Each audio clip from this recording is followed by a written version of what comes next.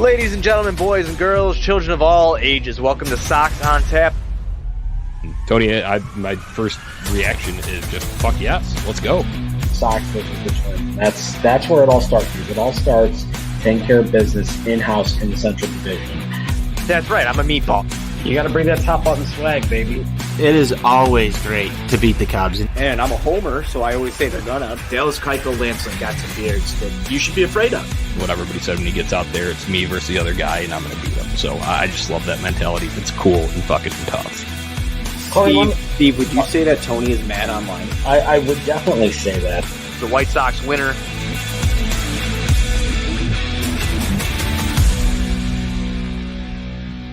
White Sox fans, welcome into the Sox on Tap post-game show. Johnny Nani here alongside Tony Marchese. Unfortunately, outcome not getting any better since we've been doing these over the past week plus now. Tony, White Sox dropped their 8th straight tonight. I think what you just did there is the best way to cope. I think it is too, man. I was there in attendance for the beatdown. Did the boys ever get back in town, Johnny? That's what I want to know. Were they back in town? Are they not in town? Are they in a different solar system? I don't know where the fuck they are. I think they even tried to give the appearance of it, Tony, because if you saw the White Sox Twitter account, obviously, you know, they're going to get ratioed to hell for anything that would go up as of late, just with how the team's been playing. They tried to post pictures of them taking batting practice or fielding today and said home with the home, house emoji. And so they tried to fake it. They try to forge it. So no, they're not actually officially #back though. I think that's my reporting on it. I think we're going to reserve no more boys are back in town until we see some White Sox winners at home. Man, this was ugly. This is one of the uglier games that I've been to. It's cold. It sucked. There was no semblance of life.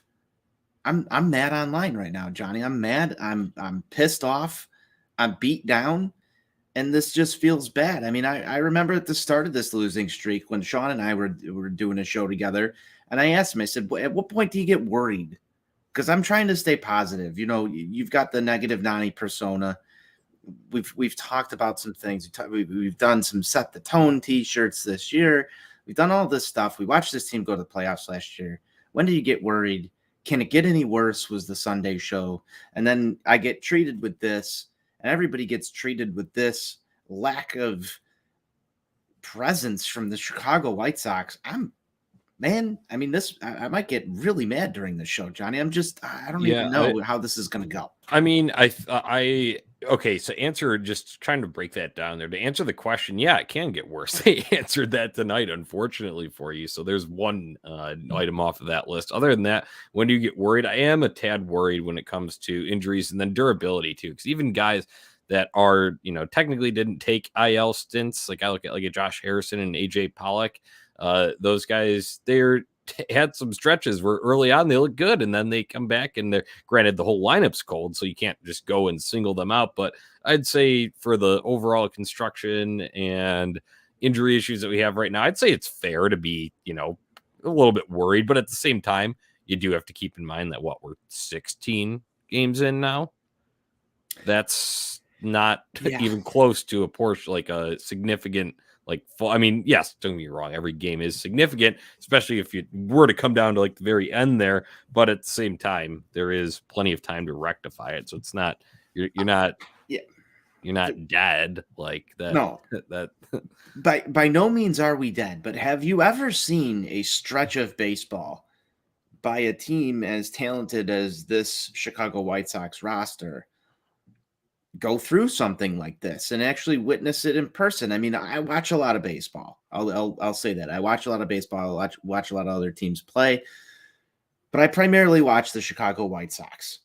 I can't remember a team that was this talented in my lifetime really just absolutely go through the motions, where even your star shortstop, I just got off of filming this documentary and being the face of the team last year and through the rebuild, lead the league in errors 16 games through the year with an absorbent amount.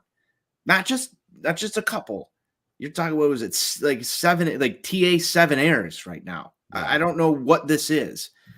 It goes beyond that.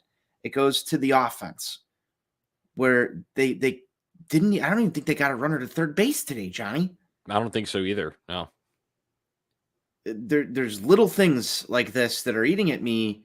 And even as somebody, and you can say this, I'm probably the most outspoken Tony La Russa supporter on Twitter.com outside of Kenwo. I don't even have anything to make an excuse for him right now. This is putrid. It's putrid baseball. It's upsetting to watch. It makes my eyes bleed. I almost went to guest relations today to ask for a fucking refund. I don't know what else to do. It's bad from top to bottom, from like you had said when you're talking coaching staff, that goes all the way up to the manager, obviously. Even the like kind of comments that like Rick Hahns like, it's like, sure, there might be some projecting some anger like towards it, but it's like, you can't sit there and tell me that like Eloy is not injury prone. Like, come on, yes. Don't sit there and tell me that kind of stuff. Like, it's gone beyond. It's gone beyond the lawyer speak. Yeah. Now we're just straight up fucking lying. Yeah. I don't have anything else to say. Like that's a real comment. Eloy Jimenez is not injury prone. If you're a White Sox fan, you tuned into this show, and you've watched Eloy Jimenez play baseball for the Chicago White Sox over the course of his career, and you don't think this guy's injury prone. This is your GM, right? Like I'm mad online right now, Johnny. This is your GM telling you that his guy is not injured. Yeah. I understand that you can't say go out and say, yeah, this guy's injury prone. That looks bad. But dance around the question a little more, because the lawyer speak that we're used to wasn't even there today. Right. Rick Hahn's not even on his game. Where the fuck are the Chicago White Sox? Yeah. So I guess that was my point. Thank you for wrapping it all back up. That it's from top to bottom. And there's you could go and point at any sort of number of things when you're talking. You want to nitpick manager over the past like course of games, but like even tonight was just so poor that it was so lifeless that there's nothing like Tony could have even done to really spur that in a better direction, right? People were finally happy that Leury Garcia wasn't in the lineup. Well, guess what? Danny Mendick didn't do so hot in his I know he had a home run on Sunday, so that I agree. Ride the hot hand. I think that was the right decision, but at the same time, it's not like that. It's like snap, and that was the magic thing that turned it all around, right? No, and that's where I kind of get to the point of, Johnny, people don't want to see Leury Garcia in the lineup, but what are your options? We talked about this. Yeah, if Josh Harrison could stay healthy, maybe you'd see Leury Garcia a little bit less. I'm sorry to go and rag on a veteran guy like that, but guess what? The guy who's available and healthy is going to play over the guy who's gotten injured twice already in we're 16 games into the year. Yeah. Sorry. Dude, from being there, there was one guy that stood out on the field today, Jake Berger, looked like he wanted to be there. Looked like he wanted to be there. Even he, granted, it was ruled a single, so it wasn't an error charge him. But even he kind of, I wish we probably would have liked to have that ball back on this one where Salvi scored from third, right? The charging ball that he had. I'm sure he would have liked to have that back and made that play and gotten a throw to home it to at least give it a shot, right? Yeah, no, he hit a ball. That's talking about your player that looked like they actually wanted to be there. And he had a ball. He had a ball that went to the warning track. He made a huge play over at third base. Like, the Sox didn't win today. I'm going to give out a game ball, Jake Berger, tonight. Like, looked like he wanted to be there, even when he needed out, hustling off the field. Yeah, we're giving out Sox on Tap participation awards here. Yeah, well, I mean, at this point, start handing them out because we need some positivity. We need some sort of morale of any sorts. Yeah, anything to get the boys going. Yeah, dude, Tony, I just want to look overall, and I know it's like I said, I just said earlier that there's a lot of time to get back into this, and we're still very early in this young season. We're not even out of April yet, but it is still concerning, especially when you look at now. It's just terrible. I called this one the Ocho because the losing streak's now at 8. That's never a good luck. You're 6-10, and you're now last place in the Central. Granted, we've played one more game than the Royals have, but still. Hey, Johnny, can we get a count on that? A count? I want the count to come out here and start counting the White Sox losses. 8 in a row. Yeah, it's bad. It's bad. Okay. And you scored 22 runs in the last 11 games. That's nice for an average of 2. And obviously we've seen even more putrid, like tonight, nothing. So it's like some of those are coming in. Other contests kind of stacking up. And leader's still not leading, I think, is my biggest thing. And that goes with Jose Abreu missing that ball. I know it was a bit of a low throw, but still, man, that seems like one I've seen him scoop at least 600 times in my time watching him on the White Sox. Yeah, I've seen him scoop that ball before. I will say this. I mean, it was rather cold out there tonight. I don't know if that had anything to do with that particular play. But again, I'm not going to make a lot of excuses here because everybody's playing in the same conditions. The Royals are here playing in the same cold weather that the Chicago White Sox are playing. The White Sox should be the better team. They should win this game. Jose Abreu's got to get that ball. He's the leader. Like you just said, leader's got to lead, got to make that play. That is not MVP shit. Yeah. Yeah, right. No, he should absolutely make that play. And Tim Anderson should make a better throw there, too. I mean, that's unfortunately something that we've had to harp on over the past week because it all started with that doubleheader in Cleveland. It's been bad. Defense has just been awful. They took, like what they say over the weekend that, not every day every team takes infield or whatever they said they were taking it. So that at least, like, to me, I was like, okay, well, at least they're trying to like work on it there. Well, obviously it's not getting through. So I think it's something more mental, Tony. I think it's just that they're stressed. Obviously, it's rightfully so when you're in a funk like that, but it's an inability to kind of tune out negativity. And you see that with someone like Tim Anderson feeling the need to flip off the crowd in a blowout game. It's something like, whatever it is with Jose Abreu, just not being totally locked in like he had been for the last 2 years, right? It's gonna come at some point, you would hope, for Jose Abreu getting locked in. But I mean, this is, you look at, you say leaders got to lead, Johnny. It's not just Jose Abreu. It's Tim Anderson, who we just pointed out had made a bad throw on the play, leads the team in errors. This Chicago White Sox team leads the league in errors. So they're leading in wrong areas. They're leading in the wrong areas. Yeah. So it goes even deeper though, man. I think when you look at the back end of the bullpen, Liam Hendricks, your veteran acquisition, has to be able to come in and close out those ball games. Guys like AJ Pollock, who are brand new to this team, that's a veteran presence. Been there, done that. Yasmani Grandal, still on the hook here as well. Yeah. Like those are the kind of guys that I look to lead this team. Lucas Giolito is another one. You had asked me earlier in the show about if you're like, when do you like start getting worried? And like I said, just like facets of it. I mean, especially when you bring up a guy like AJ Pollock there, I like legitimately worry that hamstring tweak.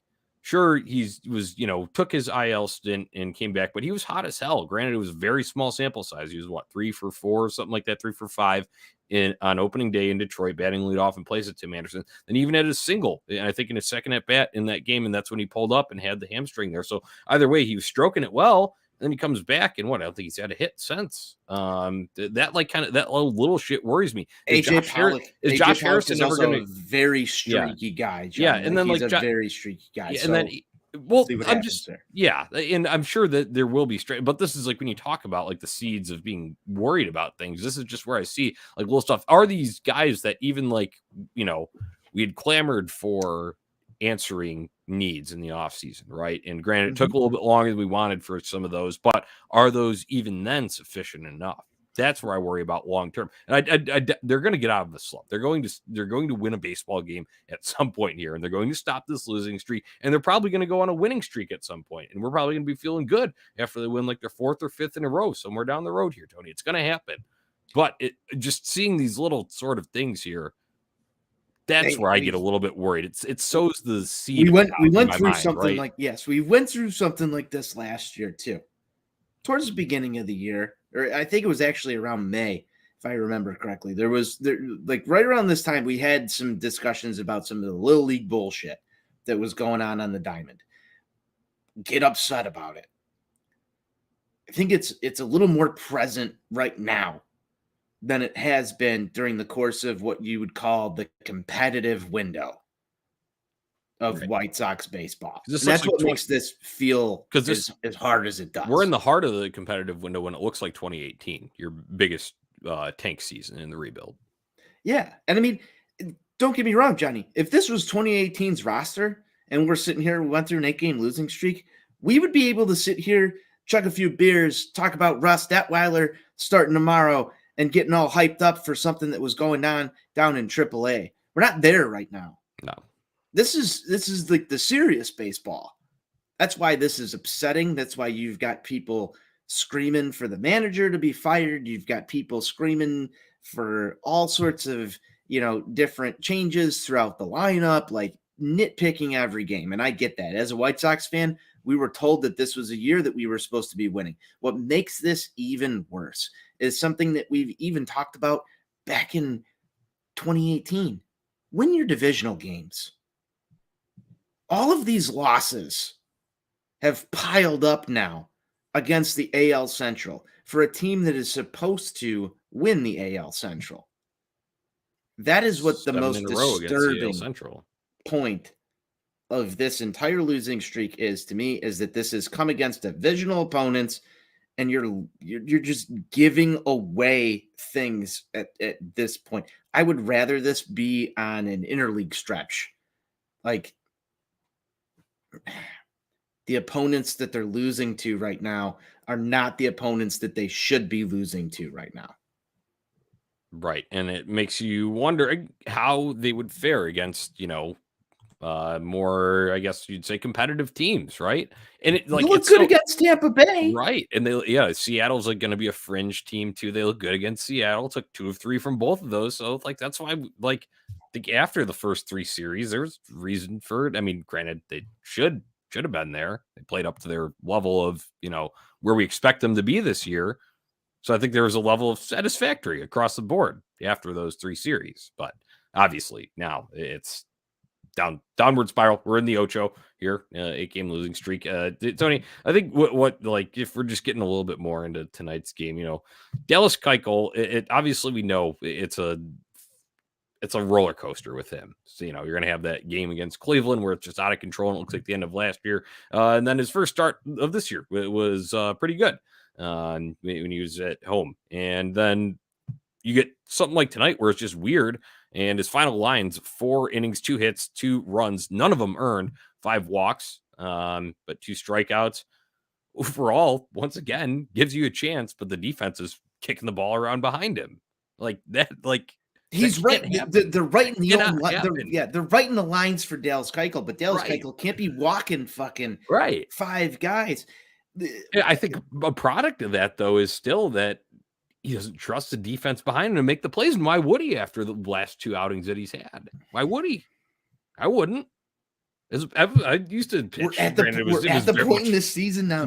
We're at the point in this season now where you're fucking saying, would Dallas Keuchel trust the defense behind him? And I don't have an answer for you, man. I don't have an answer for you. He's not going to come out and say that because he already got crucified for what he said after that.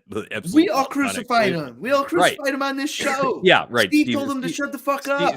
Don't talk again. And then Timmy goes and fucking boots balls all over the place. I don't get it. I just don't get it. Because when you look at it, it's just finding a way to beat themselves, and that's exactly what they did again tonight. Because guess what, Dallas Keuchel didn't allow a whole lot of hard contact. Those 2, even though 2 hits, one of them was that burger play that I talked about earlier, where we would like to have it back, and it's cinematic, man. Yeah, it's cinematic in the worst way possible. Yes, that is so White Sox. Tony, I mean, we could blow more hot air about this game, but I don't want to. I guess my question, it's been in the bottom bar here, is that can Dylan Cease stop the bleeding? Can he be the savior tomorrow? I mean, we thought that might have been the case, and that was only after losing the doubleheader, right? We thought it would be the case in the finale at Cleveland. But again, he had the lockdown kind of game that we think we're going to need from him. I think the weather will play in his favor, though. I hope so. They moved this game up to 1:00 because of the cold. I just hope that Dylan Cease goes out there and does exactly what you want him to do and what every White Sox fan wants him to do. No early hooks here. You just watched Daniel Lynch go out and throw, 7 innings of baseball, go near 100 pitches, no runs. That's what you want from Dylan Cease. That's the exact same start that you want out of Dylan Cease right there. That's what you need at this point. Turn it over to Graveman. Hopefully Liam Hendriks locks some stuff down. But the key in tomorrow's game, Johnny, isn't Dylan Cease going 7 innings scoreless. The bats have to show up. They have to show up. Yeah, and it's going to be another tough hitting day. You saw Jake Berger, when you're looking at all of that, the Twitter account is called Would It Dong, and that's a pretty good automated thing because it just gives you the expected distance in various ballparks based on the launch angle and all of that. It takes all of that, does all the math, and just spits it out as a bot. But that would have been a home run in every field except Guaranteed Rate Field. And granted, obviously the cold played like a factor in that, but it's like, you got to find other ways to do it then. Let's string together some singles. A bloop and a blast, 4 bloops in a row. And some walks too wouldn't hurt, right? Hey, getting on base is cool and tough at this point in time. Getting multiple runners on base at this point in time would be something that is like unheard of, but actually getting them across the plate, Johnny, is what matters at the end of the day. I don't care how they come. Just get them across the plate at this point in time. And yeah. Oh, I just got breaking news that the lead that the White Sox did finally have going into like the 7th inning tomorrow was just erased by Aaron Bummer allowing a home run. So it already happened. That's a damn shame. Damn.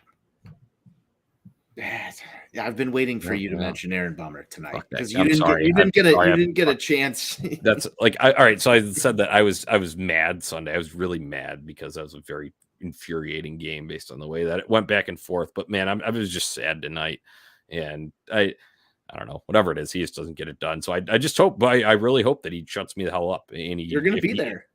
I'm not going to now that game has moved up. That is a no go. So no go. Darn it. Yeah.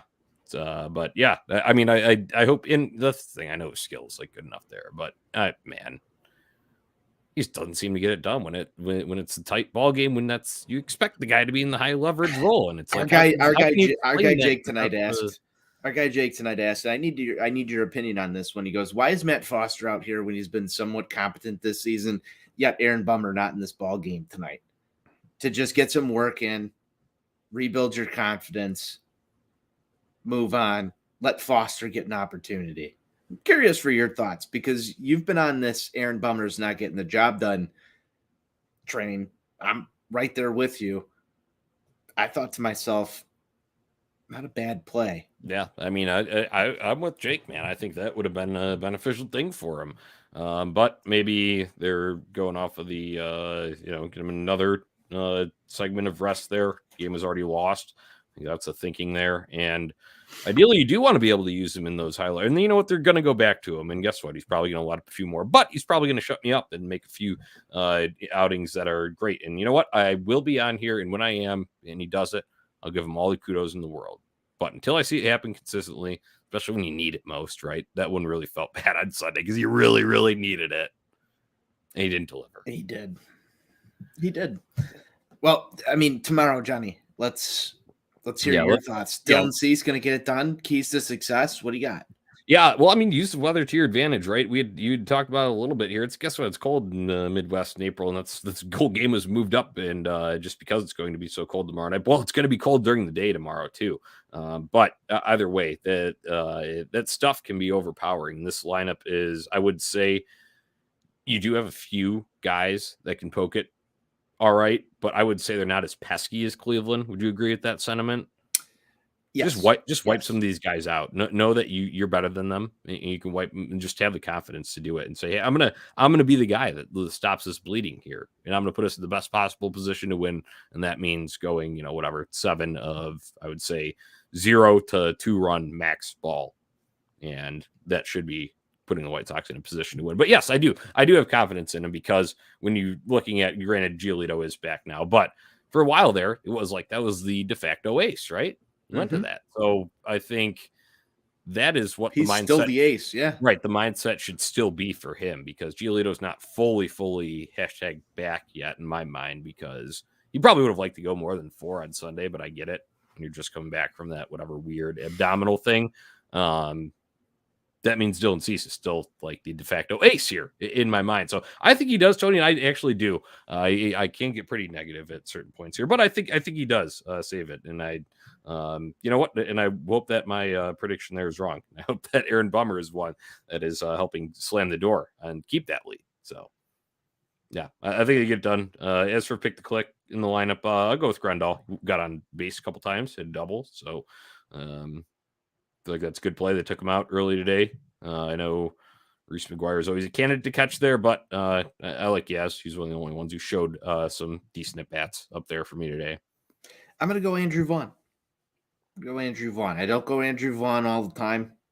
I'm going to go Andrew Vaughn, backup pick if he's not in the lineup in favor of Gavin Sheets. I'll go Gavin Sheets. But Andrew Vaughn, I think he's been the most consistent hitter for this White Sox team thus far this season. I know we're getting Luis Robert back tomorrow. Should factor in to some lineup play here. But I'm still going to go and roll with AV.